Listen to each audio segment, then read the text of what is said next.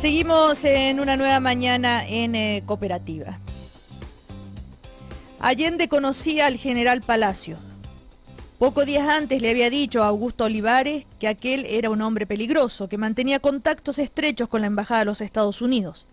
Tan pronto como lo vio aparecer en la escalera, Allende le gritó «¡Traidor!» y lo hirió en la mano.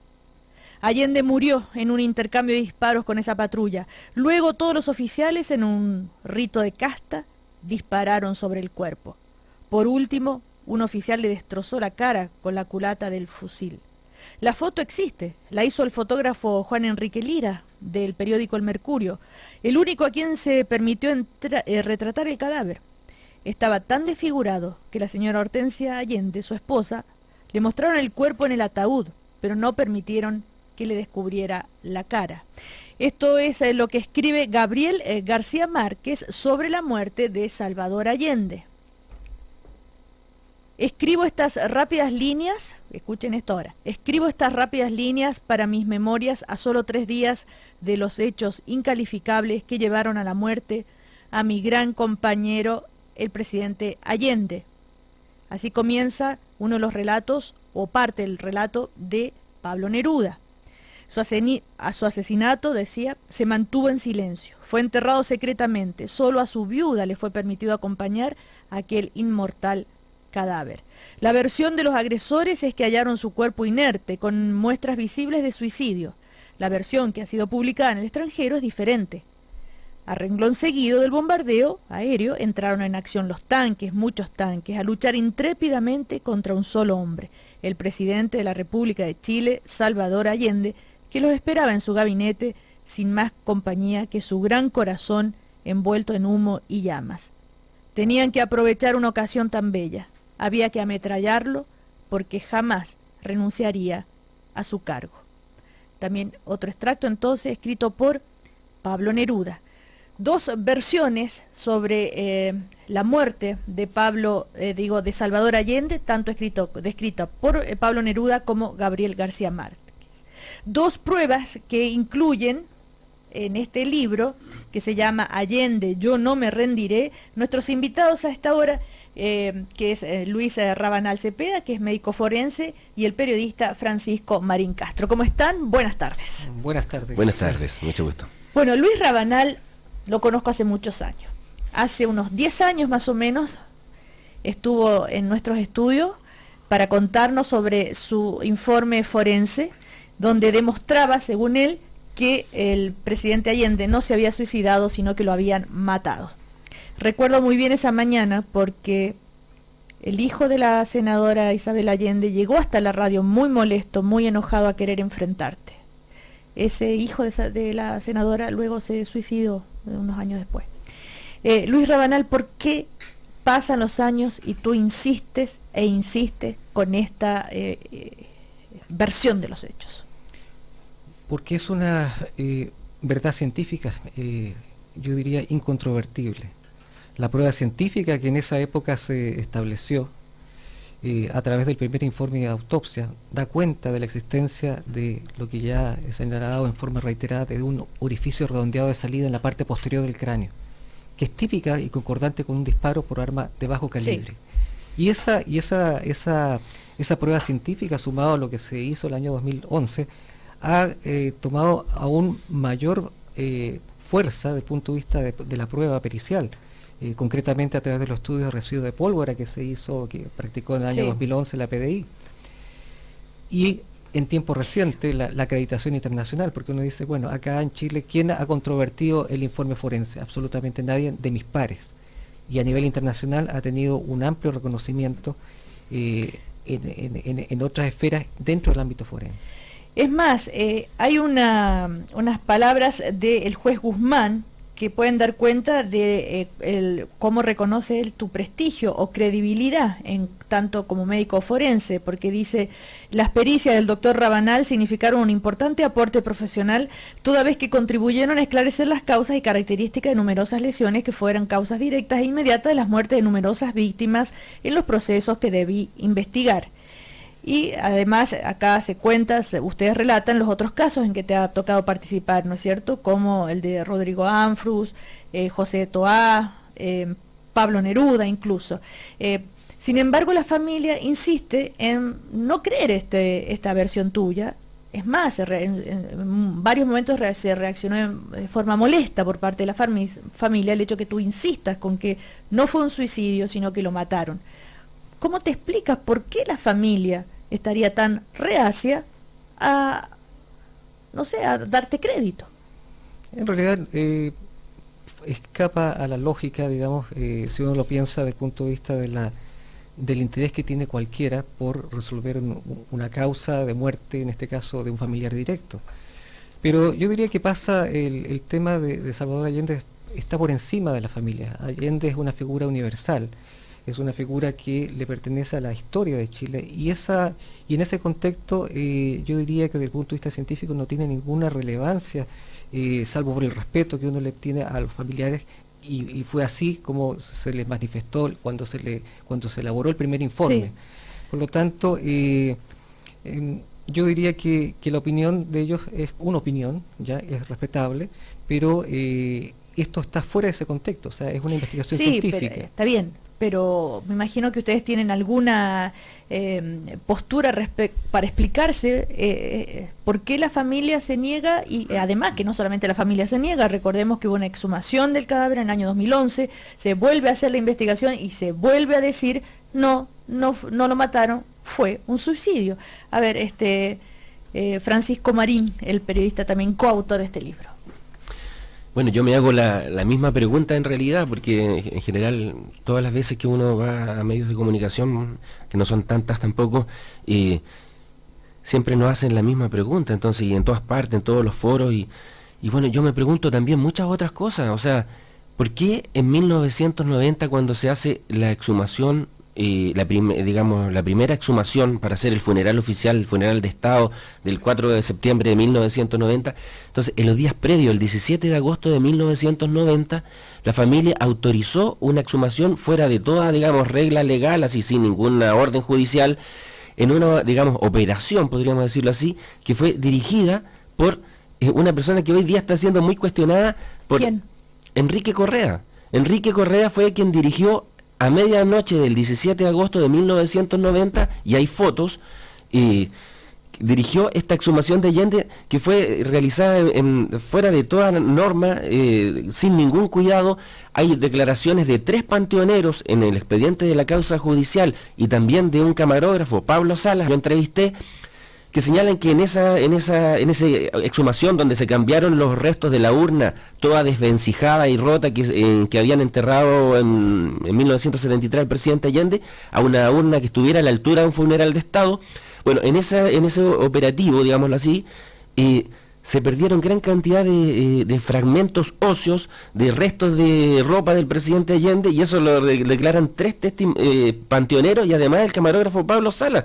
O sea, 4 personas allí presentes dan cuenta que esto se hizo sin ningún cuidado, y resulta que ahí probablemente se perdió el fragmento descrito en la autopsia de 1973, que daba cuenta de que el presidente Allende tenía una herida de bala de arma corta distinta a la que le provocó el estallido de cráneo. Entonces, el señor Enrique Correa es vicepresidente de la Fundación Salvador Allende. Entonces yo también me pregunto y le hago la pregunta a la familia, ¿qué hace el señor Enrique Correa, que nada tiene que ver con los valores de Allende y del allendismo, como el encargado del funeral del presidente Allende y el vicepresidente de la Fundación Salvador Allende?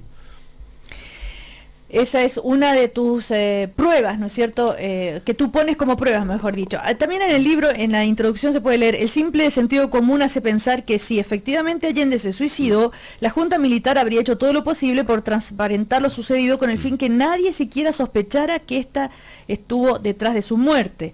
Pero en esta historia ha ocurrido todo lo contrario. El régimen militar hizo hasta lo inimaginable para ocultar lo realmente sucedido con Allende en sus momentos postreros. A ver, ¿qué hizo la Junta Militar para ocultar esto?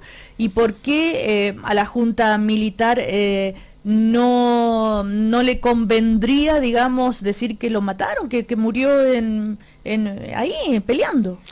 Bueno, ayer en la televisión nacional se dio un reportaje sobre los montajes de la dictadura. O sea, este es el primer y más grande montaje de la dictadura, la muerte del presidente Allende.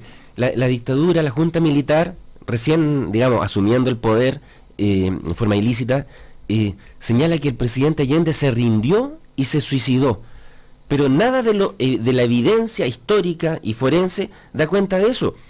En primer lugar, ellos se preocuparon de borrar todo vestigio de lo que allí había sucedido. Sí. Las 29 fotos enumeradas de la A hasta la Z que elaboró la Policía de Investigaciones fueron perdidas. Solamente se han encontrado 2 fotos, las cuales bastan para demostrar que el presidente Allende no se suicidó. Ellos se quedaron con el fusil del presidente Allende. Ellos, bueno, como le explicará el doctor Rabanal, se quedaron con las vainillas, con los cartuchos de bala. No se hizo ninguna prueba en el lugar. La autopsia se realizó no en la morgue como correspondía, sino que en el laboratorio, digamos, de otorrinolaringología del Hospital Militar, que era una institución que está altamente en sospecha por la causa de la muerte del presidente Allende. Y las filmaciones realizadas por el Canal 13 en un equipo dirigido por Claudio Sánchez nunca se han dado a conocer. O sea, si realmente el presidente Allende se hubiera suicidado, la dictadura se hubiera preocupado para dar a conocer cada uno de los elementos, y resulta que los escondió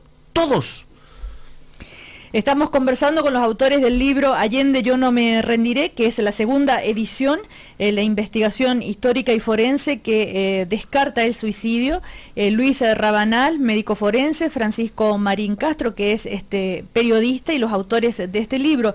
En otro momento se relata en la introducción lo que sucedió cuando en el cementerio Santa Inés, ¿verdad? Donde solamente llega con Hortensia Bussi, y esta locación, los panteoneros traspasaron el cuerpo de la urna en que fue enterrado. Eso fue después. ¿Cómo? A ver, primero está en lo que ocurrió en Viña del Mar, ¿verdad? En el cementerio Santa Inés. Ella no pudo ver el cadáver. No, nunca le dejaron ver el cadáver. La muerte fue inscrita en 1975 recién. Sí. Y no tenía placa identificatoria tampoco. Claro, no, se ocultó todo eso. Y eso, ¿por qué lo resaltan ustedes? Bueno, porque imagínense, o sea, ¿por qué no le dejan, o sea, es tan absurdo todo, es tan impresionantemente absurdo? Imagínense que no le dejan a la viuda ver el cadáver de su marido, y ella incluso hace declaraciones al un diario mexicano, Excelsior, que dice que realmente no sabe si realmente enterró a su marido, puesto que ni siquiera lo dejaron ver. ¿Y cuáles fueron las razones que dio la dictadura para ocultar el cuerpo de Allende? Que como estaba tan dañado por el disparo que se habría hecho él, le dio así como pena, digamos, dañar el corazón de la viuda o sea, una dictadura asesina, criminal, hasta decir basta, tuvo pena de la viuda de Allende y por eso no le mostró. O sea, es absolutamente increíble, es inverosímil. Ustedes también comentan acá que al cierre de esta edición del libro, el cineasta Miguel Litín hacía los últimos ajustes a su película Allende en su laberinto, cuyo estreno, ¿no es cierto?, fue en diciembre, y que dicen ustedes coincidirá con la aparición de esta segunda edición, y que resulta llamativo que Litín, quien se reunió en más de una ocasión con ustedes, claramente acogiera un aspecto central de esta investigación. Esto es que Allende recibió 2 disparos en su cabeza con 2 armas distintas. Desde Buenos Aires está Miguel Litín para conversar también con nosotros. ¿Cómo estás, Miguel? Muy buenas tardes. ¿Qué tal?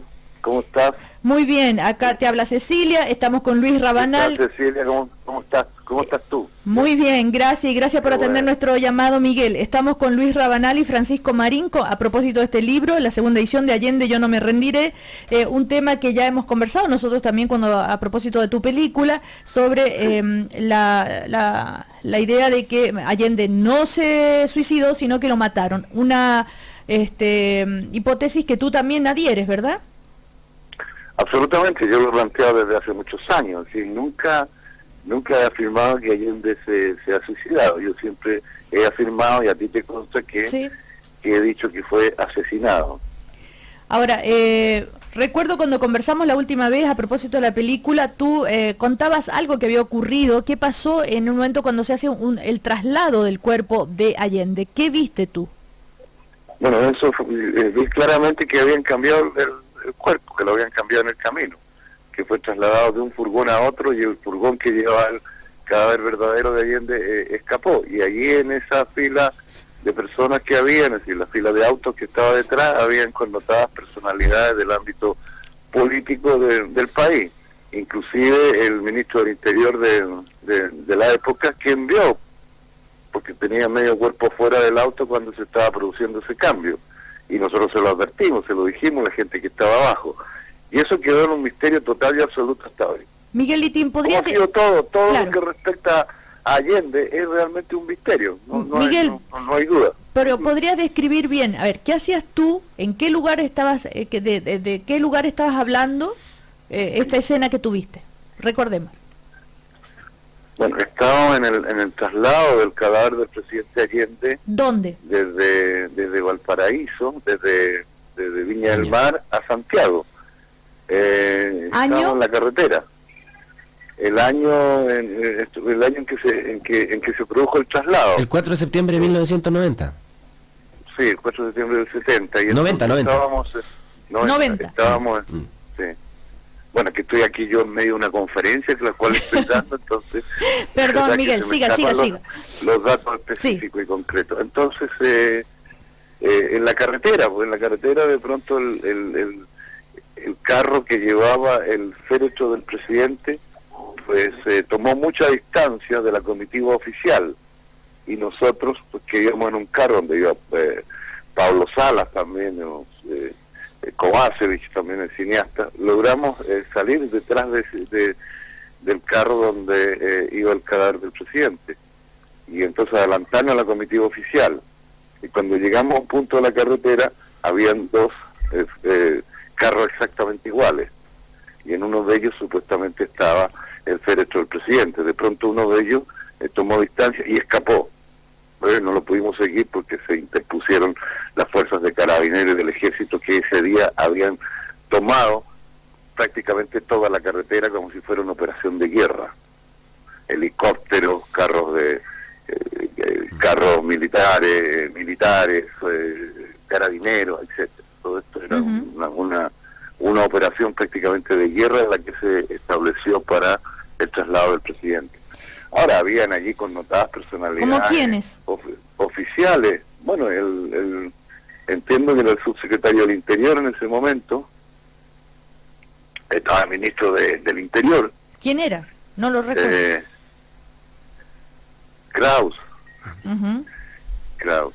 Es difícil para mí en este momento, Cecilio, porque estoy en medio de una conferencia que estoy dando, entonces los datos concretos y específicos, como no estaba preparado, Perdón. puede ser que tenga. Claro. Entonces era el ministro Kraus y estaba el subsecretario, que en ese momento era el subsecretario del ministro Correa, entiendo.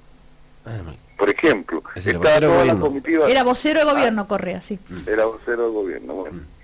Entonces, bueno, pero para el caso es lo mismo, son las autoridades oficiales. Claro. Entonces eso fue lo que yo comprobé, eso fue lo que yo vi, y lo vi junto con otras personas, entre las cuales estaba Pablo Sala, estaba Álvaro Kovacevic, estaba mi hermano Hernán, y eso yo hice una declaración y la dejé en la notaría del notario Juan Facuse.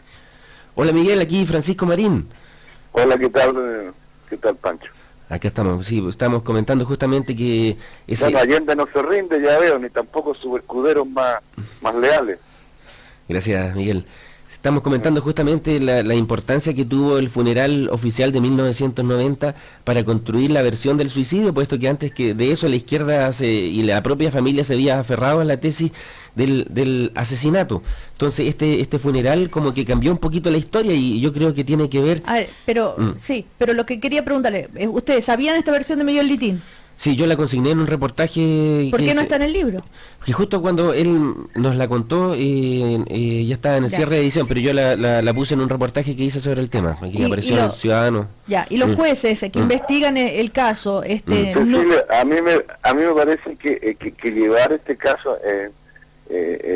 como si el juicio pudiera establecerse a nivel de la familia o a nivel de gente tan cercana, me parece una equivocación. Yo no participo de eso. Yo creo que hay que hacer un juicio histórico como corresponde, en la que participe la sociedad chilena sin nombres y apellidos en ese sentido, porque si no la cosa se convierte en algo odioso y una campaña de la cual yo no quiero ser partícipe. Yo soy parte ni siquiera de una verdad jurídica, yo soy parte de una verdad moral y ética, y cuento lo que vi porque considero que que es mi obligación y es mi deber. ¿Y quién ha recogido tu versión, Miguel, y lo que tuviste, este relato? Bueno, la han recogido los periodistas que la han escuchado, aquellas personas a las cuales yo se las he contado en términos muy confidenciales, como fue el caso de Pancho Marín, pero yo no lo he dado a conocer públicamente, sino que lo dejé depositado mi verdad en un escrito en la notaría, porque yo creo que el tiempo me va a dar la razón, y en ese momento será el momento en que se abra también mi testimonio. No he hecho de esto una causa, lo que hice yo fue una película, y una película en la cual está reflejada lo que ocurrió, según mi opinión, el día 11 de septiembre y las 7 horas del presidente Allende, en que resistió con su voluntad, con su cuerpo y con su alma y corazón, como decía Neruda, resistió a todo el ejército de Chile. Y en el tiempo lo venció, porque Allende hoy está vivo, y los que entraron a la moneda en este momento ya nadie se acuerda de ellos. Esa es la verdad, la verdad histórica, ¿no? Muy bien, muchísimas gracias a Miguel Litín, además por contarnos esto también a nosotros públicamente y por participar. Yo te lo puedo contar con detalles, pero si nos preparamos para hacer el relato, porque el relato está lleno de pormenores y está lleno de detalles muy concretos y muy específicos, lo cual entregaría una versión y una verdad totalmente inédita que cambiaría completamente el curso de las investigaciones. Yo no creo que la investigación que hizo el juez Carroza, y yo te lo dije a ti, fuera realmente lo rigurosa que era que se debió haber hecho. Ahí se debió haber hecho incluso una reconstitución de los hechos, etc. Pero el episodio del traslado o cambio del féretro, del cadáver del presidente, ya es un asunto distinto que amerita una preparación y una narrativa diferente. A la vuelta de Argentina podemos juntarnos. Gracias, Miguel Litín. Recuerdo cuando estuviste por la película, esto que estás contando ahora al aire, me lo contaste fuera de micrófono, es la primera vez que lo cuentas al aire. Así que, gracias, Miguel. Ahora vamos a proyectar la película, que la vamos a estrenar en Rosario, mañana día 11, y hay una serie de estreno en distintos lugares de la América Latina. También, Cecilia, un saludo al profesor Retamal y Rabanal, a Pancho, Rabanal, y un abrazo muy fuerte. Abrazo. Gracias. Gracias, Miguel. Habla Luis Rabanal. Un saludo igual. Chao, hasta pronto, hasta la vuelta. Nos vamos a comerciales y seguimos entonces conversando con Luis Rabanal y Francisco Marín a propósito del libro Allende, yo no me rendiré.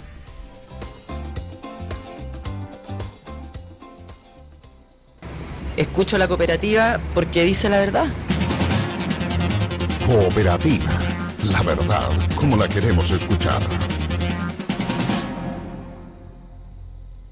En estas fiestas patrias, celebra de principio a fin con Conservas Aconcagua. De aperitivo, sorprende a tu familia y amigos con un rico ponche con duraznos en cubitos o un delicioso Borgoña con frutillas. Y al final, con los más ricos postres de siempre. Ya sabes que este 18 no falten las cuecas, los volantines y las conservas Aconcagua de durazno y frutilla. Para celebrar de principio a fin con todo Chile. Aconcagua, conserva los buenos momentos. Disfruta todo el bienestar de la primavera Salcobrand y encuentra todo lo que necesitas para sentirte bien. Disfruta 5 sobres a 990 pesos, Red Off a 2.190 pesos y para afiliados Caja Los Andes a 1.990 pesos. Promoción válida desde el 7 hasta el 20 de septiembre de 2015. Bases y mayor información en salcobrand.cl. Salcobrand, tu bienestar es hoy.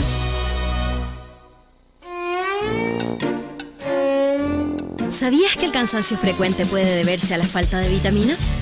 Supradin Active de Bayer te ayuda a recuperar la energía que necesitas, gracias a su fórmula integral de 12 vitaminas y 7 minerales, para que disfrutar sea algo de todos los días. Supradin Active despierta la energía que llevas dentro. Consulta a tu médico. Supradin Active es de Bayer. Y si es Bayer, es bueno. Hola, soy Herman von Mühlenbrock, presidente de Sofofa, y quiero hacerles una pregunta. ¿Les parece justo que en una empresa donde exista sindicato, a los trabajadores no sindicalizados se les deje fuera los beneficios colectivos si el sindicato así lo estima? Así lo establece la reforma laboral. Nosotros, en cambio, creemos en el mérito y reconocimiento de todas las personas por igual. Por eso es necesario modificar este proyecto. Súmate a los miles de chilenos que pedimos una reforma laboral que beneficie a todos. Comité Laboral Pro Empresa. Hola, soy Iván Zamorano y te invito a vivir la Copa Chilectra 2015, donde las futuras leyendas compiten por el Gran Premio, jugar contra el Real Madrid en España. Ya comenzó la Copa Chilectra 2015, no te quedes fuera.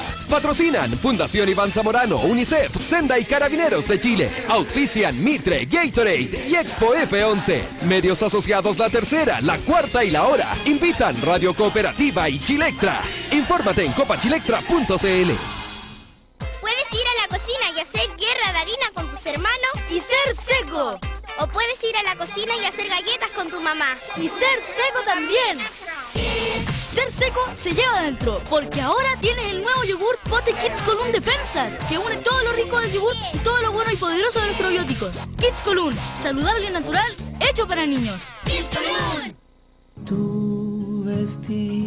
El Gran Pedro Lemebel en Matucana 100. La obra La Ciudad Sin Ti. Revisa sus crónicas magníficas y nos sumerge en sus barrios y amores, el arte contra la dictadura, el juicio a los poderosos y su compromiso con el mundo marica, al cual pertenecía con orgullo y beligerancia creativa. Vive Lemebel en www.m100.cl. Tu Matucana. Las estrellas te guiñan. ¿Sabías que Singapur disminuyó la mortalidad laboral en más de un 58% entre 2004 y 2013? Ven y escucha a Ho Seong-hin, director del Ministerio de Seguridad y Salud Ocupacional de Singapur, en Mutual Summit 2015. Centro de Convenciones Espacio Riesgo, 8, 9 y 10 de septiembre. Organiza Mutual de Seguridad. Infórmate y obtén tu ticket en mutualsummit.com. Síguenos en Facebook, Twitter y LinkedIn.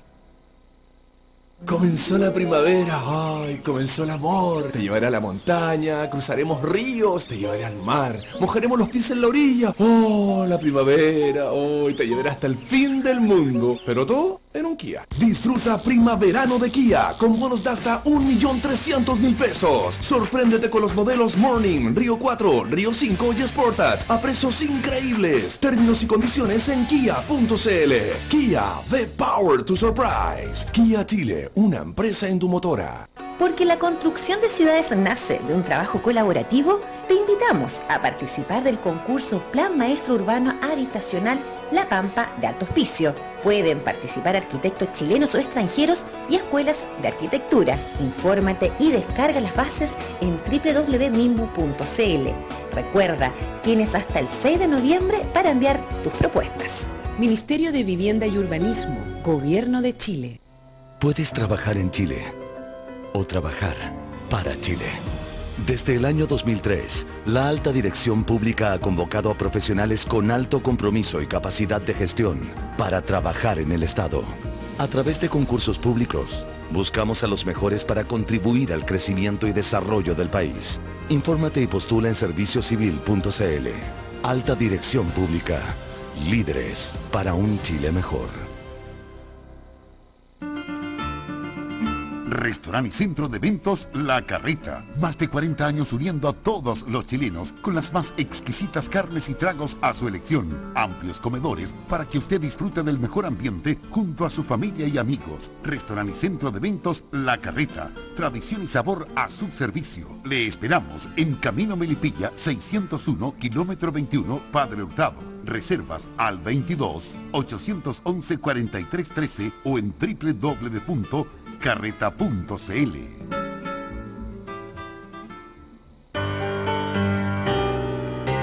Once grados. 11 grados en Santiago. Cooperativa. 27 minutos para la 1. 27 minutos para la 1. Seguimos en una nueva mañana en Cooperativa. Loto 4 si quieres un robot, Loto 3 si quieres un robot a control remoto y Loto clásico si quieres un robot gigante y que se transforme en auto. Hay un Loto para todos los tipos de sueño, por eso cuando partas a jugar un Loto, juégatela con todos los lotos. Más lotos para jugar, más posibilidades de ganar, así que partiste a jugar los lotos. Y Chilectra quiere que estés bien informado y con letra grande. Así que escucha bien, cuando el Ministerio de Energía cambia el precio de la luz y este no se aplica de forma inmediata, se hace un ajuste, que se traduce en un cargo o en una devolución en tu cuenta de luz. Eso es una reliquidación. Infórmate más en chilectra.cl. Seguimos en el estudio conversando con el doctor Luis Rabanal y con el periodista Francisco Marín, autores del libro Allende, yo no me rendiré, donde tratan de demostrar que Allende no se suicidó, sino que lo mataron. Recién conversábamos ya con Miguel Litín, también desde Buenos Aires, dando él otro testimonio.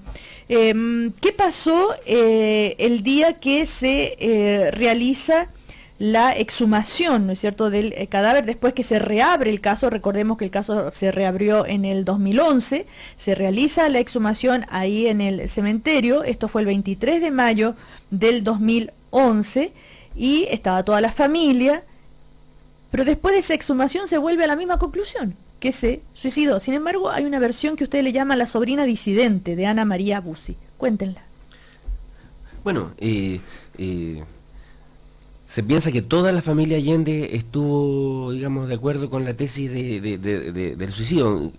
Incluso antes de esa exhumación, que el doctor contará más la importancia de esto, los médicos forenses venían como a ratificar esa versión. Hay relatos de médicos que decían que venían a demostrar que realmente se suicidó, o sea, como que no se le dio la importancia de vida y se anticiparon juicios. Pero a mí me tocó entrevistar a una sobrina de Hortensia Bussi, Ana María Bussi, en que ella señala que ella estaba porque se investigara todo hasta el final, porque podía ocurrir, como había sucedido en el caso de José Toá, que la versión oficial emanada por la Junta Militar que hablaba de un suicidio, después se demostrara como falsa.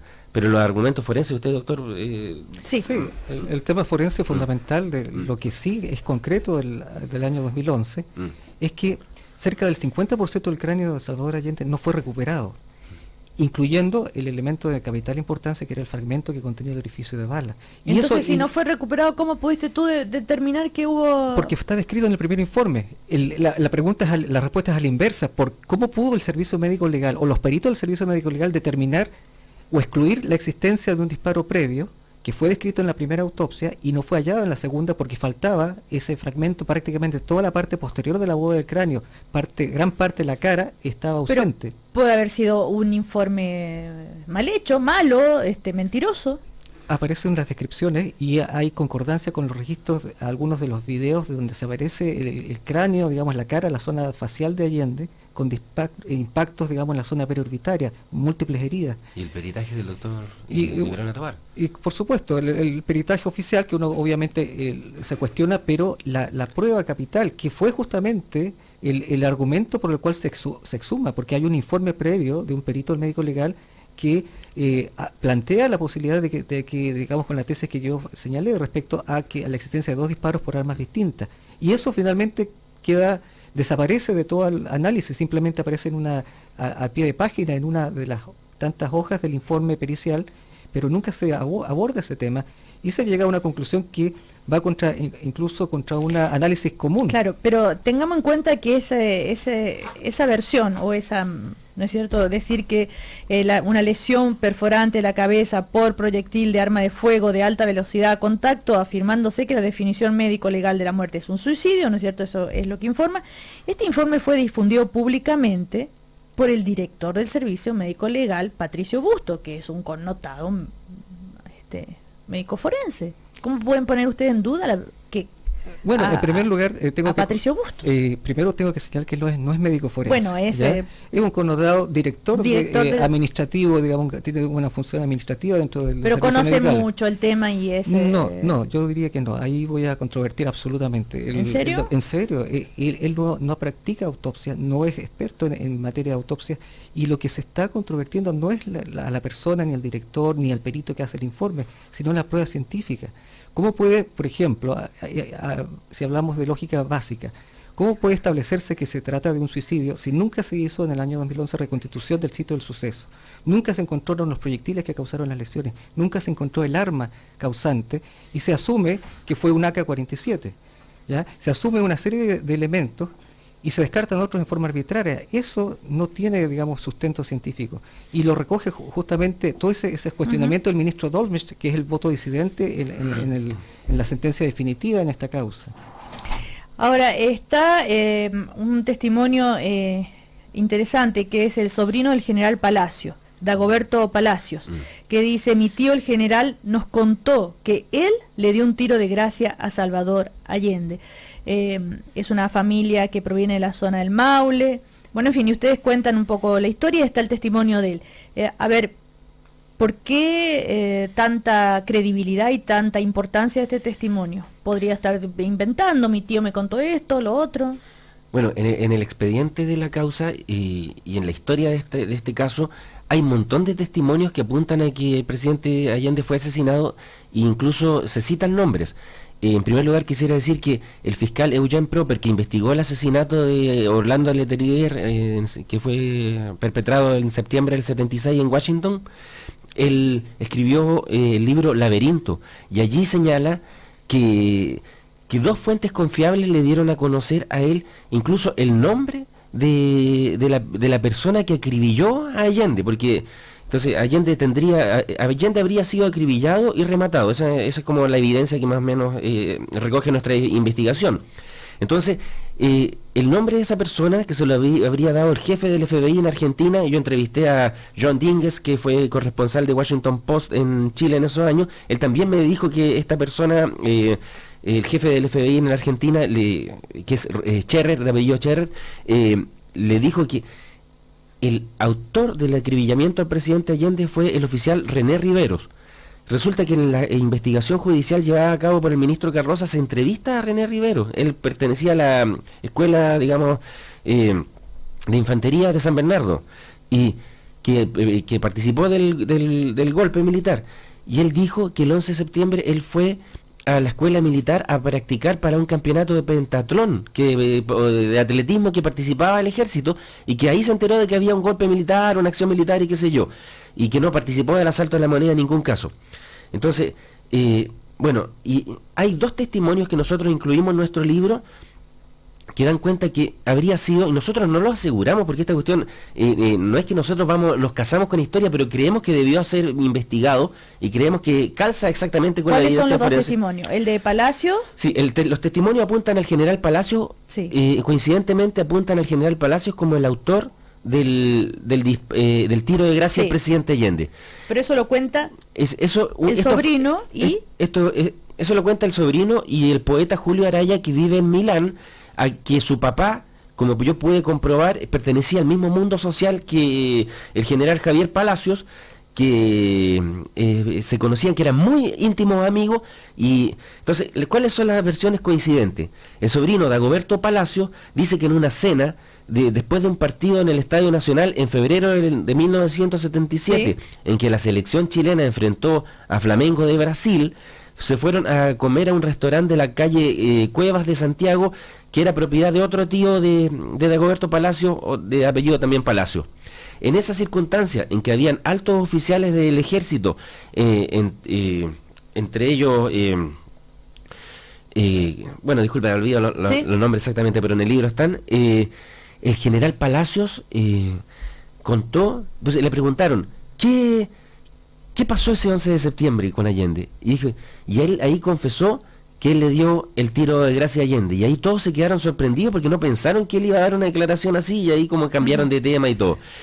Y después el otro testimonio del amigo del general Palacio me lo transmitió su hijo, y él escribió una carta. Cuando yo terminaba la edición del libro, así en mi parte histórica, periodística, vi en el expediente de la causa, o sea, me llamó la atención que había una carta que le escribía este poeta al juez diciéndole que le quería ofrecer la versión que el general Palacio le habría contado a su padre, Jorge Araya. Y bueno, yo así tenía muy poco tiempo para terminar, pero lo llamé porque aparecía en el expediente, y ahí hablé con él, y ahí contó la versión, y ahí da cuenta o sea, lo investigué, qué sé yo, y recogí su versión, no como una versión mía, sino como la versión de él, en que dice que Palacio entró, como efectivamente fue, porque hay pruebas de que él fue herido en una mano, entró y que Allende, y que combinó al grupo que estaba ahí, entre los cuales estaba Allende, a rendirse. Y Allende le dijo, bueno, le sacó la madre como toda esa mañana. Como comentábamos recién. Sí. Claro, y Allende le habría disparado, habría sido él el autor del disparo. García Márquez.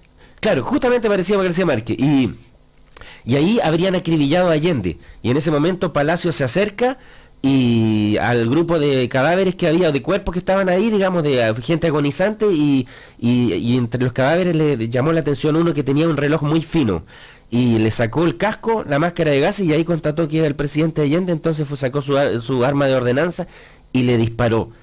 Bueno, y lo que decimos nosotros es que no es que nos casamos con esa teoría, pero evidentemente que es factible, es verosímil y debió haber sido investigada, puesto que la evidencia forense demuestra que el presidente Allende tiene un disparo hecho a corta distancia con arma corta. Ustedes dicen acá que en el Mercurio, más que en ninguna otra parte, se encuentra la matriz de la versión oficial sobre la muerte de Allende. Recuerdan que el 13 de septiembre el Mercurio puso como segunda nota de portada el titular: murió Allende, y en el cuerpo de la nota se decía: el presidente Allende se suicidó, su cadáver quedó en el gran living de La Moneda, no se pudo apreciar la forma en que vestía, porque cuando los periodistas de este diario, Juan Enrique Lira y Hernán Farías, fueron llevados por militares para observar la escena, solo había una tenue luz que salía de un foco del cuerpo de bomberos. El cadáver quedó recostado en el suelo junto a un sofá. Bueno, y así sigue la descripción, pero hay una foto. Claro. A ver, Luis Rabanal. Sí, hay una fotografía que entrega, yo diría, elementos a ver valiosos. Si la podemos encontrar para mostrarla a la cámara. Del punto de vista diagnóstico, por ejemplo, si alguien estando con vida, en posición sentada o semisentada, se pega un tiro bajo la mandíbula, que destruye todo el piso de la boca, todo el piso de la base del cráneo, no tenga ninguna mancha de sangre en la zona anterior del cuello, con el chaleco a rombos que se ve claramente en la imagen fotográfica, completamente limpia. ¿Ya? Esos son, digamos, elementos importantes, básicos, que dan cuenta de esta condición. O sea, un chaleco, una chaleca bajo toda la zona del cuello, impecable, blanca, sin ninguna marca. ¿Ya? Estoy tratando, perdona, sí, ahí está la foto. ¿Ya? Entonces, es lógica elemental. ¿Cómo no va a escurrir la sangre y no manchar la zona anterior del cuello? ¿Ya? Ahí nos da cuenta, por un lado, de que va contra el sentido, digamos, de la fuerza de la gravedad. ¿Ya? ¿Y esta foto dónde la consiguieron ustedes? Esa es la única foto que está oficial, digamos, incorporada de las que... ¿Dónde está esta foto actualmente? Está incorporada en el expediente. En el expediente, okay. y ha sido reiterada, digamos, en los análisis que se incorporaron. Como muy delgado. No, el efecto, digamos, que es por el ángulo que tiene por la chaleca, etcétera. Y la posición también atípica, con las piernas extendidas, que dan cuenta incluso uno podría especular de ahí de señales, que hasta señales de arrastre. Pero lo otro elemento importante es que no se analiza eso y no hay discordancia. Por ejemplo, en el informe de autopsia se declara que la ropa interior está profusamente impregnada en sangre. Y resulta que el informe del 2011, que analiza la ropa interior, la encuentra impecable, sin ninguna mancha, sin nada de ningún tipo de elemento. Entonces, y a eso se le suma la evidencia del análisis, a pesar de que quedaron escasos restos de hueso, en cráneo.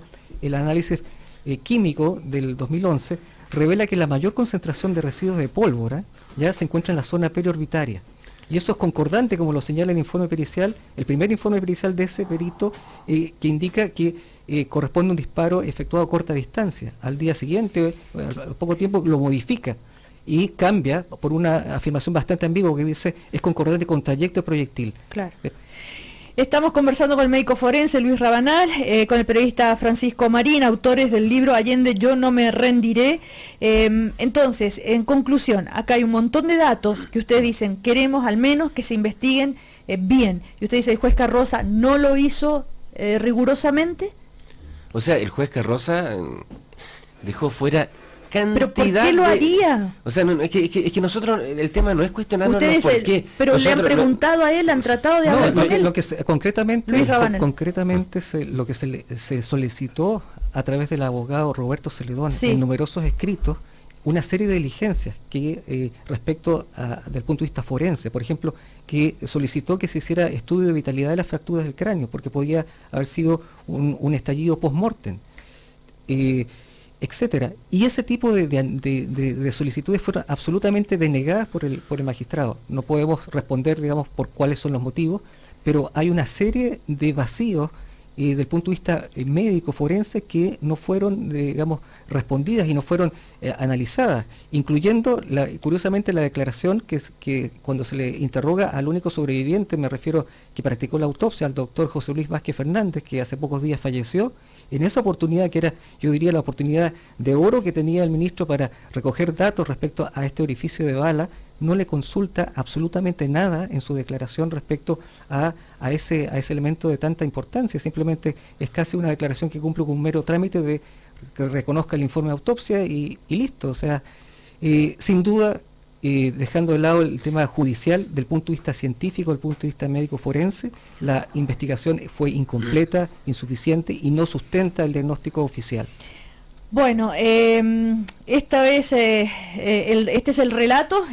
Quienes estén interesados, hay mucho más detalles, por supuesto, que se pueden leer en Allende, yo no me rendiré, la investigación histórica y forense que descarta el suicidio, de ediciones Seibo, Luis Rabanal Cepeda, Francisco Marín Castro, los autores, segunda edición de este libro. Recordemos que mañana, 11 de septiembre, otro aniversario de la muerte de Salvador Allende.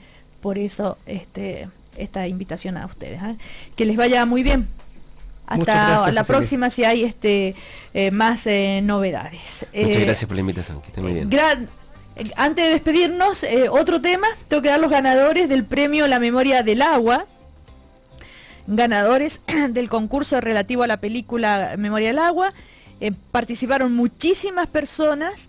Y entradas dobles a ser usadas en cualquier cine donde se exhiba la película son Cristian Antonio Lagos Reyes, Luis Alfredo Fiedler, Patricia Carrasco, Carla Ramírez, Pamela Correa, Nesli Baeza, Eduardo Ignacio Córdoba Ortiz y Felipe Caro Zúñiga. Después se lleva entrada doble más la banda sonora de la película Francisco Javier Alarcón Parada, y se lleva entrada doble más póster autografiado de La Memoria del Agua Sandra Denise Malebrán Céspedes. Bueno, están disponibles estos nombres en la página en Facebook de la radio, www.facebook.com/cooperativafm. Así que son válidos, por supuesto, los boletos mientras la película esté en cartelera y para cualquier cine y función que ustedes elijan los ganadores. Felicitaciones a los ganadores. ¿Y esto qué es? Rick Astley, Ricardo Montaner y Ana Torroja llegan a Viña 2016 en sorpresivo rol de jurado. Ah, mira, ya, noticia de último momento. Mañana les contamos más detalles. Ya vienen las noticias del diario Cooperativa. Mañana a las 9 nos volvemos a juntar. Mañana 11 de septiembre. Chau.